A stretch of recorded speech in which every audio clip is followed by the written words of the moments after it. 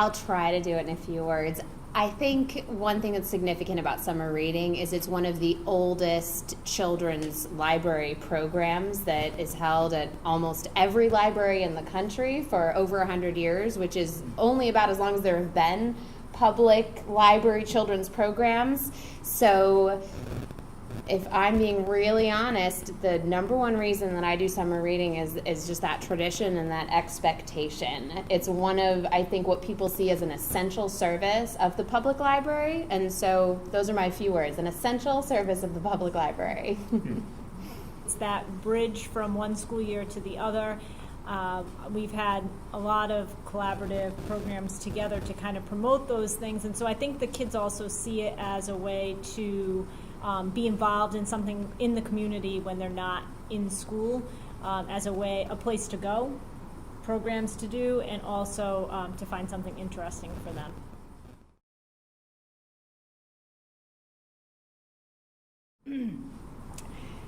So when I first started working in Cranston in the elementary school level, the librarians at the end of the school year would be asked to put in their suggestions, and then one person would compile a list, print it out. I don't even think there was a digital copy at that point. And that was about it. There was cooperation between us and the public library, but it wasn't like it is now. So that's the way we used to do it. This year, I actually was able to work with Linda Arquetto, who's the head of Teen Services, pretty much because I do work here. But even if I didn't, now that I am aware that that's such an important component, I would definitely try my best to do it anyway. And it's different from the students that you have and the readers that you have in the school to the students you have here at the library. The people that come to the library, they are readers, they want to read, they have certain books that they like, and Linda knows all of that. She also can tell exactly how many books are in the system. Well, I guess anybody really can look that up, but she has a better idea of how they circulate, and I felt like this year was true collaboration, because before this, what happened was, and even last year when I worked here, and this is what got me thinking about it, was students would come in and they'd take out the list and they'd go, I want this book, and then we didn't have one. Or the one that we had is out and there's maybe two in the whole state. So I knew that that would just make me feel so awkward and uncomfortable, and I was just so thankful this year that I actually was able to sit down with Linda, because our shifts overlap by an hour, so we were able to sit down and actually have a conversation. So it was true collaboration and not just cooperation between the two different kinds of libraries. So I do the middle school reading list for grades 6 through 8 for the district, and so this year I started by asking all the librarians in the district what, just send me a couple titles that you think are things that have been popular at your school throughout the year that you've seen have been, high circ items, and, let me know those. If there's any authors that your students love, just send me those just so I can compile that list and then go back. And I mean, you see those trends across the schools, the books that are popular in one place generally are popular in others. I rely heavily on the hard work of, the Rhode Island Teen Book Award Committee and, of course, the Rhode Island Middle School Book Award Committee to really get those lists out to us so that I can look at that, make sure that, we're buying all those books for our school to, promote those programs ahead of time, but also that we have those on the list. I talked to Emily multiple times about making sure that we had the copies that we needed for those books that were on the award winner list, but also what are the books that fit the theme for Libraries Rock, and books about music, and seeing, do we have those books? And I discussed this at length with Emily. A lot of our students are not reading on grade level. How do we appeal to students that are in grades 6 through 8 books that are, look like middle school books, but also have the content that is accessible to them? Because the purpose of the program is all-inclusive, making sure that all of our students are successful, making sure they feel that they're coming into the school year having picked out something that fit the theme, that was on that list. I think there's a certain element too of excitement of them seeing the book on the list, looking at that, reading the description, and bringing it to the library and saying, this is the book I want. So we took all those suggestions, we compiled them into a LibGuide, and that's what goes out to all of our students, all of our teachers, all the parents receive the list. So we're really trying to reach far. The principal goes out to the elementary school, all the feeder elementary schools coming into our school, and he brings those lists, he promotes that. We made the same thing you did, the bookmark with the QR code, so the kids can scan it with their device. But we really just try to make it so that the list has multiple copies in all of our branches, and as well as statewide if they want to place a hold on it, but that it really appeals to anyone that's reading from a kindergarten, first grade level all the way up to a 12th grade level. That's interesting. There's actually a question here that is a direct follow-up from that I thought I might ask you, which is how have the public libraries and public librarians in your district supported those ideas and initiatives? I think I can't say enough about the staff here. I mean, I feel like the public librarians, no matter what idea I've suggested or asked if it could be done, it's always looked at and analyzed and said, well, let's see how we can make that happen for students. When I've asked Emily to do outreach or bring other librarians into our school to do outreach for services, things like just library card sign up, promotion of services like tutor.com, we're always kind of bridging that. And I said to Emily recently, I feel like our school's like a mini branch of CPL, because I think the kids do think of them almost as one thing. I mean, our delivery services, intertwined, like all of those things. And if I could jump in, and also Yep. you advocate for them if they're not sure if their library card works, if there's a book they need to return. I mean, you help facilitate that too. So I think that's part of the reason they see that connection is also because you do such a great job of advocating for them as public library users and, just smoothing the way for them reaching out to me if you need to, or sometimes it's just they need information. But you do a great job, and I think that's part of the reason they see us that way too. Well, the doors to our school shut at 2:45, and they still have the rest of their day ahead of them. So how do you get kids to a place and encourage them to go out and find the resources they need, whether it be utilizing the databases through the public library on their phone, or actually going out there and choosing books that maybe my budget hasn't allowed for me to buy yet. I mean, you guys are on the cutting edge in terms of being able to buy a lot more up front when the new releases come out. So even if a student asks me, do you have this book, and I search the catalog and I say I don't, I'll always say to them, what's the nearest library to you? What can you walk to? And then I'll tell them if it's checked in at Hall or Auburn or their neighborhood library. So I'll give them the phone number and I'll say, now call tonight, and tell them you want to pick it up there, just so that they see that even though I can't get delivery, ILL holds to our library, if it's walking distance to them, it's still accessible. So Emily, once the school librarians compile the reading list and send it over to you, what then happens, and how does that process evolve over the course of the summer? Well, it has to start before the summer. By the time the summer has started, it's too late. We're in trouble if we haven't talked about it before the summer begins. Because what can happen is a summer reading list is incredibly powerful, even when it's optional, because it drives demand. So when we can get a copy of the list ahead of time and or be involved in helping create the list, we can anticipate that demand and we can purchase multiple copies of the titles, or we can just provide the information that statewide there's only 6 copies of that book versus popular titles there might be as many as 100 copies statewide. And we can make those adjustments before the list comes out, because as soon as it comes out, you have kind of 2 waves. You have the wave at the beginning of the summer of the people who are determined to beat everybody else and to be on top of things, and they have picked out their book and they want it right now.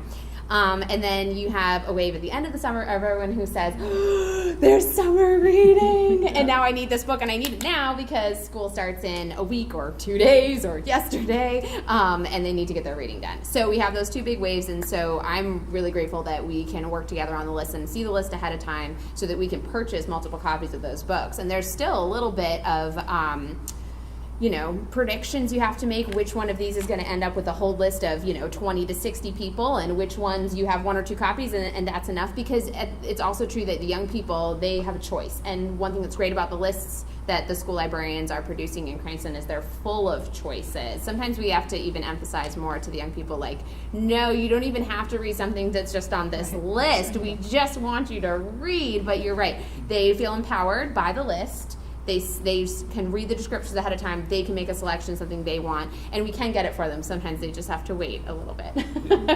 So I think it's both exciting and scary for public libraries, the idea of summer reading lists. It's not scary in Cranston because we work on them ahead of time, but there are also private schools in Cranston too, so it can still get a little exciting when kids start coming in with their lists, determined to get this one specific book. And we don't necessarily know ahead of time how many copies of that will be available for them. And we really want to meet that need. We think it's so important. And I really value the way that schools, send young people into the library over the summer. But it's also very frustrating then if you can't meet that need. So that's why the collaboration is so powerful. Is the list itself that powerful? Yes. That they bring people Yes. in? What is it about the list? It is so powerful. I think it's because of the book tradition. cover images. Yeah. They see this book cover and they just want this book, Huh. which then sometimes is a disappointment to them, and they don't really want to hear that they are allowed to pretty much read anything they want because they want that one. Yeah. So, and we put suggested like everywhere on the page, but they don't seem to see that. They just see these book covers that they really want. And Barnes and Noble and Barrington Books and other local bookstores have asked us for that list. I do send it to them, but my first and foremost is always trying to refer them to the public library. But if there's kids that really come in and are like dead set on getting that book today, at least the bookstores around here are aware of what the titles are, so they have them in stock. Every year we do see at the reference desk students coming up, usually with their parents, and sometimes it's at the beginning of the summer, like you said. Sometimes it's crunch time, have to get something in, and they tend to gravitate a lot towards the awards list: Teen Book Award, Middle School Book Award, Children's Book Award list. From your end, do you see that students have a preference of which list they go to? I feel like they want the books that they can see the covers, and even though we do have a link to past Rhode Island Teen Book Award nominees, and on each spine we have the little logo so that they can really just go and look on the shelves for themselves, and if they didn't even want to go to that link to that site. But yeah, I think it's the little description too. It's not only the book cover. It's just they sort of start saying, "Oh yeah, that sounds so good. I really want to read that." I also think that for kids who are already public library users and visit the library regularly, they are more comfortable browsing and making their own choices. I think that parents have anxiety about choosing a book at the right level for their child, and so the list is empowering to them because they feel like, I know that this is appropriate, this is what the teachers will value, that if my child reads this, they will be ready for the next school year. And I also think that even for older students, those stacks of books can be overwhelming. There's so many choices. It's hard to know where to start. And a list that's curated and created by people like your school librarians, I think that it's also powerful because it's like a guide. So they're not overwhelmed by the incredible, vast collections that they see in the public libraries, especially when it's just like rows of spines with like titles and authors and little labels. It doesn't tell them that much about, what's inside the book and what they might like. But the way the lists are formatted, it's like a map, and they're more confident that they'll be able to find something that they'll actually enjoy reading. So I think that that's really valuable. And you make a good point that it's so visual. I hadn't thought about that, but it is. It's more like scrolling through Instagram or Pinterest than searching the catalog. The way you guys make your list, and you use the LibGuide products to do that, right? Yes. And it's all has a lot of clickable links, and it's easy to navigate. It's familiar. So I think that's powerful. Yeah, I don't miss the days of photocopying an 8-page list gosh. for 700 students, because I think it was, for the most part, a waste of paper, because they're coming down to that one or two books that they see that they like, and they're not reading the rest of it. But having it, be accessible from the phone, or, it's on the Cranston Public Schools homepage, it's on the homepage here, it makes it so much easier for them to just kind of scroll through it and see what they like. But I think you bring up a good point about the parents looking at the list and saying, this is what my child should be reading, because I think that's what parents come back to time and time again is,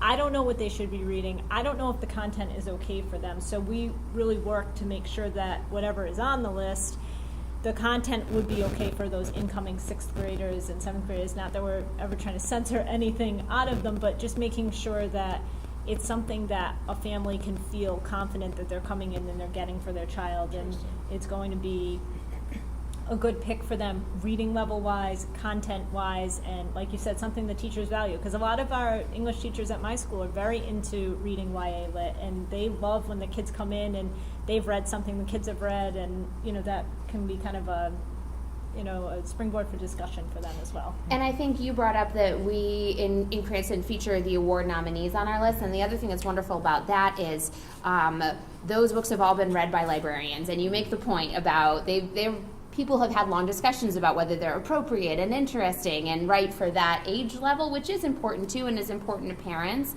And I think that everything on the middle school list was read by a librarian. Either it's an award nominee or you have the picks by librarians in school, and the conversations we have between all of us, all of those titles have been vetted by professionals, and that's really powerful too. Because you're right, there are concerns, especially around middle school, like what are they ready for? What do they want? They're transitioning, and you want to make sure that you're making good recommendations as opposed to just sending them into the teen area, where the books are absolutely appropriate for 6th grade all the way up to 12th, and that's a pretty big range.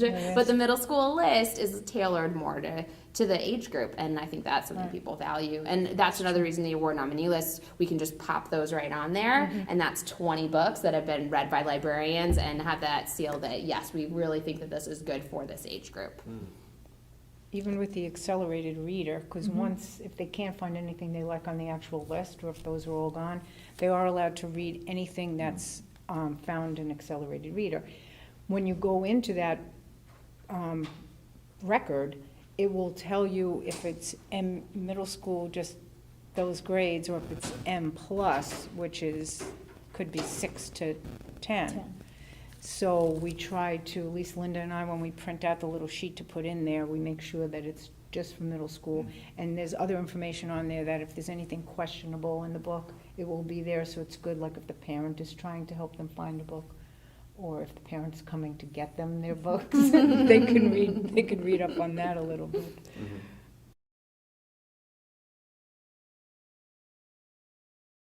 I think big at my school is science fiction and fantasy.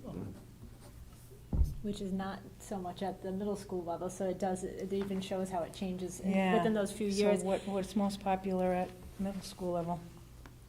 I'm going to say graphic novels probably would be the #1 pick. I mean, when I run my report every month of what was circulated, the 741s are always the largest category of what was checked out. I notice a sharp decline in nonfiction reading from 6th to 7th grade. 8th grade, I find it's more realistic fiction. They're looking for, like, the descriptor they always say to me is, I want a book with drama. That's how they describe it to me. I'm like, well, that's not really a genre, but okay, I can't just put in drama and find it. But that's so their taste is kind of gearing up maybe towards what they would encounter in a high school setting. But I would say the majority of the students across the board always gravitate towards a graphic novel. I mean, even I remember in library school we read a book called Radical Change, and it was about how traditional books were not going to be as popular in the future. Kids wanted something that was different, whether it be a more like interactive, like choose your own adventure type book, or something that was more visually appealing to them. And I think that the predictions that book made have been very true to our school. But Sue and I just discussed this today. Students are not gravitating towards electronic resources as much as everyone would assume. You think their phone is attached to them all the time, but every time I ask them if they want an ebook, the answer is no, I want a book in my hand. So that to me speaks quite a bit about the reading habits of students. It's like they're using their phones for reading for social purposes, but when it comes to anything having to do with a book, they want that book in their hand. It's very true. I find the same thing.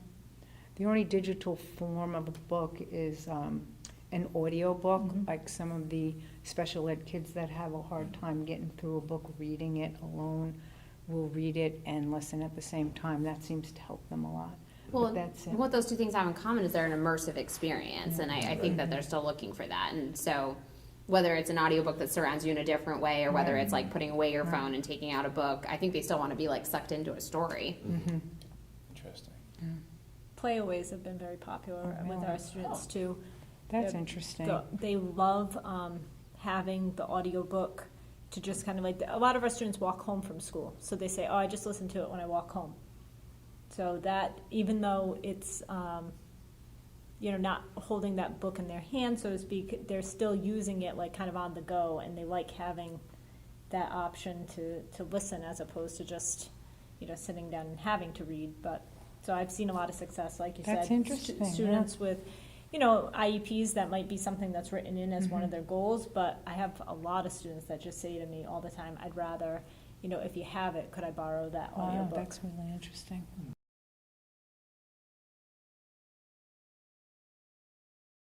Well, this is reading week at West. We haven't had it for a couple of years, so this year there were only maybe 5 or 6 presenters, but we're trying to build up to filling out all the spots for next year. Plus, it's pretty late in the year, so we're trying to change the dates too, because it's not really reading week this week anyway. So why not change it to March? What's the difference? So what we did Monday, I only videotaped it. The English department really did it. Was they all sang and danced to Michael Jackson's "Beat It," singing "Read It." Those lyrics, and the kids really, really seemed to like that. And these are high school kids. They really liked it. We had these T-shirts, and they're like, where can I get one of those? That's as much as you're going to do to really get high school kids to get that excited about books, besides for what I was saying about the bookmarks with the QR codes, that in their class they could have 10 minutes to just check out the list. And I know this week also, at the beginning of every English class, for 10 minutes they have to read a book, which is not really usual for high school, which is sad, because I think we should keep that going. Something happens. I don't know, middle schoolers still seem to read a lot for personal pleasure. I don't know what happens to them. But not as much as elementary, right? Elementary school kids, it seemed like, and what you're saying about the nonfiction.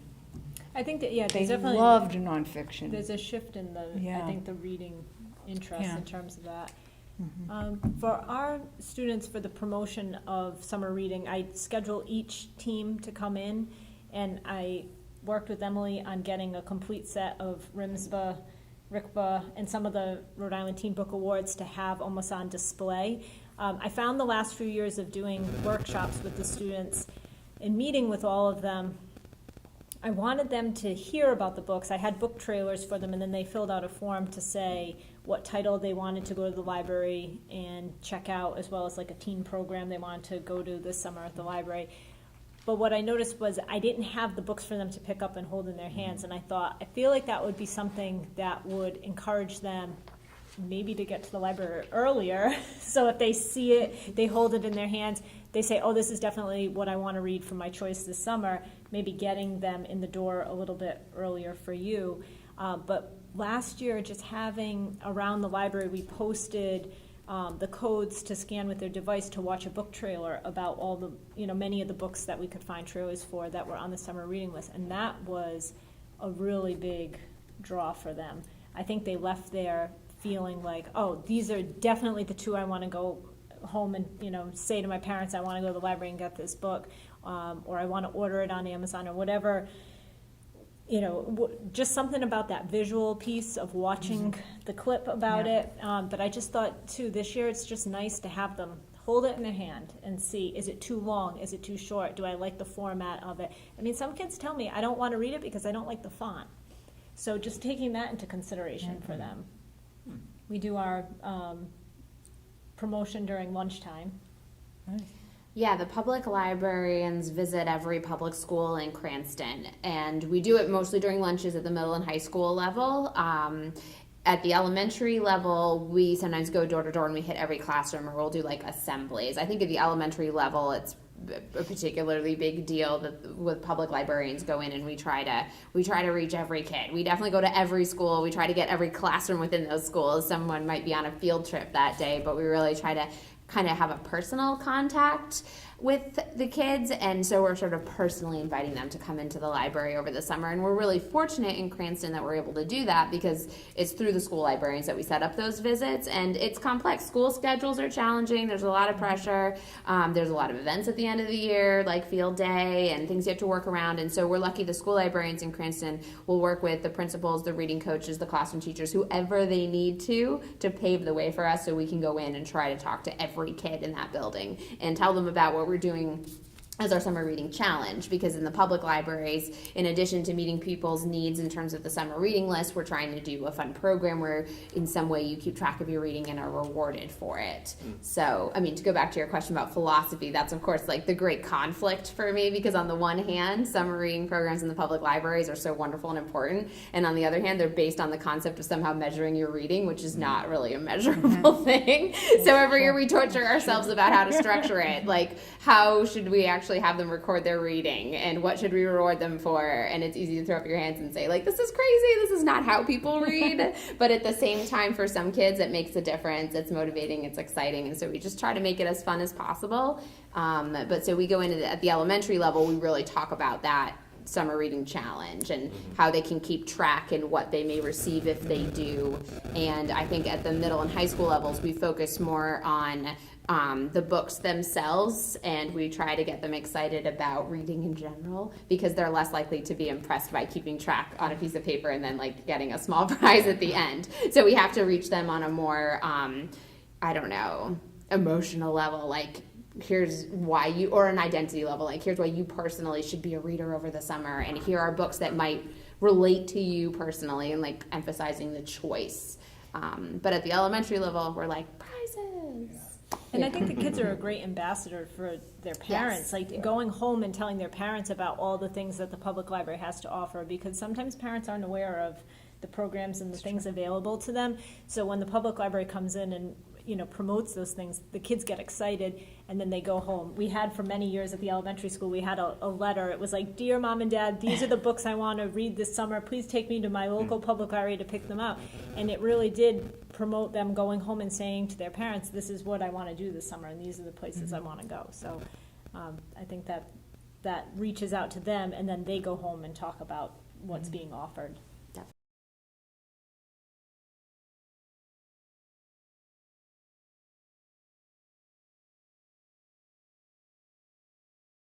Steph and I were talking before this conversation about the follow-up in the fall. I think it's a challenge for public librarians, because when we hit mid-August, we're like, done with summer reading. Like, we were really excited, and then we're really glad it's almost over, and we're wrapping up, and we're moving on to the next thing. And in the schools, the teachers are getting a new group of students. So it's kind of their beginning and their fresh start. They're not necessarily thinking about what they did over the summer. The teachers send them off at the end of one year hoping they'll read, and then new teachers get them on the other end. But I think that they're excited to look forward. So nobody's really at the end of the summer looking at the kids and saying, how was your summer reading experience? What worked for you? What did you enjoy? And even what did you read? There are some small pieces at different schools. Maybe they have to do a little report, and we do like certificates and things at the end for kids who participated. But I still feel like that's a gap we were talking about, just the way the timing works and people's energy levels and what they're focused on. I think in the fall, rather than reflecting on, reviewing, and celebrating what they've done, we all kind of move on, and that's something that in the future I'd like to do better. You mentioned the word fresh start. This year, which has special meaning. Yeah, in this Cranston. year, Cranston Public Library and the schools really came together to get students cards. And I think that even though that was something that was done in October of last year, I think that does have an effect on the summer reading program, because students came to us, they didn't have a card, they couldn't use their card because there were fines, and through that kind of working together, I know in my school alone we had 168 kids get cards that never had cards before, or had cards that they were unable to use. So even if they're not walking into the public library and checking out a book, if they're using the e-zone, if they're using the databases online, to me I feel like that's a win. And my principal said the other day, well, were you able to pull data about that? And I said, I don't even know if that's something I could ever possibly do. But I just feel like handing that card over to them, I feel like that was just a win right there. Because someone took that application, they went home, they wanted a parent signature, and they came back to me and found me to hand me that application. So they wanted that card. And then by the time... And then you sent the application to the public library, and a librarian here reviewed their record, updated everything, sent a card back to you. You tracked that child back down again and gave it to them. So yeah, that's okay. But I mean, it was a huge undertaking on the public library's part, because I know you were inundated with hundreds and hundreds of applications. But I think that was something that was priceless for the district, because it gave them access to tutor.com, which they may not have been able to use otherwise. And my hope is that those cards, they're going to come into the library this summer, and even if they're not checking out books, at least using resources here, programs, all those types of things. It's not just about the books. It's getting them in the door.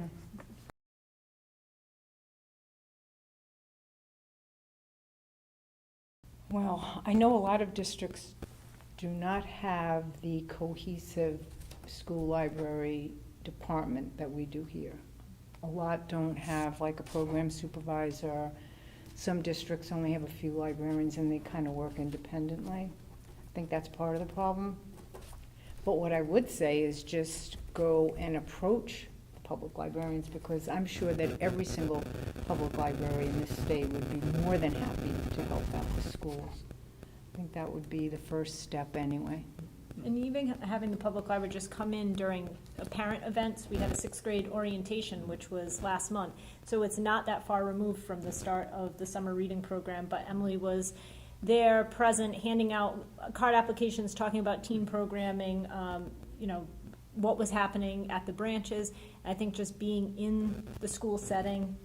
I think someone even pointed out, oh, it's so strange to see you in a school when I usually see you at the public library, but you had the banner out. It just showed that cohesiveness, that everybody, is working together for that same goal. And we also had you come into open house and do card applications then. So just getting the public libraries, in your schools so that parents can see and kids can see that it is a working relationship. And as public librarians, we appreciate that opportunity to reach people who are not already coming into the library. To circle back to something one of you said at the beginning, is there are some kids who are readers and their families of readers who are already coming in. And then there is a huge part of the population that has not walked into a public library in the past year, but they're in their public schools. It's an opportunity to reach out to people that we don't always see. And that would be my number one tip, is don't wait till the summer.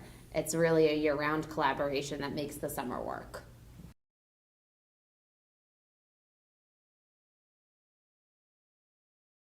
I'm going to speak from the public library perspective. I'm going to wear that hat right now. I think that this library has the most incredible programs for these kids. And they do, I don't know what the statistics are on how many children come into this library to do things, but like Linda, for instance, the teen librarian, she has a little garden outside, and there were like, in the rain last Saturday, there were at least 6 students there, a couple of which I was surprised that they would want to do something like that. You do get community service hours, but if you don't want to help. There are easier ways to get community service hours. Easier ways than carrying dirt around, but they all seem to really love it. She just picks the right kind of events. And then the children's Elephant and Piggy. They did an Elephant and Piggy last night. I mean, it's just great. I wish, when my kids were little, I wish that there were programs like that. But Emily came one day for an after-school program for 3D printing this year. And I would love to do more of that kind of collaboration. It's just hard for the students to be able to stay after school, since they have sports and they need rides, or they have to catch the bus or whatever. And we didn't get a really great turnout. But I would like to start doing something during the school day for at least some of the population, the at-risk population or something, to do some sort of, I don't know what, but something about books, some kind of programming, either like that, technology, or even just for reading. I think they would really like that. we had unlimited budgets, I would probably say I'd love to be able to, whenever a kid comes in and says, I want this book, we had that budget to go out and just buy, X amount of copies of whatever it is. And you're always going to have students that come in and request books that, there's one copy and it's in, Newport and it's checked out right now. And like you said, you don't want to disappoint them. So I think having an unlimited budget to just really appeal to all those tastes and the different things that the kids want, whether it be, I really want this book, but could I get it on audio? And just having that kind of money to cater to the needs. I say that all the time. If someone gave me an unlimited budget for my school for 1 year, I think you'd see our reading scores jump even higher, because that's just it. I find there's very few kids that actually dislike reading. There's just not always in my collection what that student would want. And I mean, we're lucky to have interlibrary loan with, RILA, but sometimes delivery service, maybe I would say I would add that in too. And I mean, there have been school districts in the past that keep their library open, school library open 1 day a week or something. And maybe that would be, not for our district, because I think so many kids live within walking distance to a public library, but for maybe other districts that kids don't have that ability to walk, having the school library open for them. And I was thinking about saying what you did about keeping the school libraries open, just that access for those kids who are more familiar and comfortable with that. And the other thing would definitely be some kind of summer reading app. I think that having something that kids could carry with them, have on their phone. I think even young children, they are not that interested in using our computers, but they love to play with their parents' phones. I think that having an app for our part of our challenge, where you're keeping track of your reading, I think that's the place to have them keep track of their reading. And so that's partly a budget challenge, but also a technical skills challenge, because there are companies out there that have created summer reading tracking apps, and I don't like them. I think that they're created not by librarians, and I really wish that we could be leaders in that area. So it's partly a budget thing, but partly I think it's on us to develop the skills that we can reach people through technology. And I think, we've been a little slow to do that, and I'd like us to do some catching up, because, it's too late for us to invent Wikipedia or Google. It's already been done, but maybe a summer reading app is something that librarians could be a leader on. And I think that then I just imagine them kind of carrying that with them everywhere. Their phones are with them so much of their time. I'd love for their reading to be in their pocket in the same way. And I think that if we do ever want to reach a larger number of young people and older young people and encourage them to in some way reflect on their reading over the summer, I think that that's the best format. I think a cute paper thing like we give to the younger kids is not going to be compelling at the middle and high school level, but I think there's the possibility. As adults, we use apps for things like our fitness and our eating and our navigating, and I feel like there's probably room. Goodreads has all kinds of challenges and opportunities to be social around reading. I wish we could be a leader in that area. That would be my dream summer reading expansion and extension.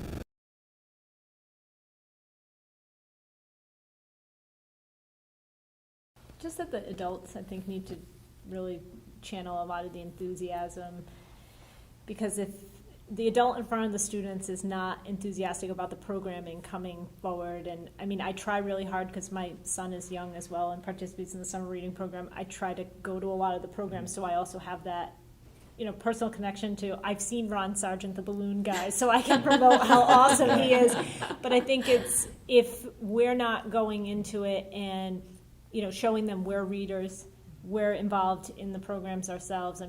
The adult program is available to all of us. I think if we're not going out there and doing that, it's really hard to kind of garner that enthusiasm on their end if they feel like the adults around them are not excited about it. So I just go in there, and I think the kids just know at this point, like, they're not fazed by my my crazy antics about it, because that is my goal, is that I want the kids to leave our school and look to the public library for the next 10 weeks as their kind of new place to go, and then we'll see them back in September and hope that there's been a really good bridge in between there. So just have a lot of enthusiasm for it.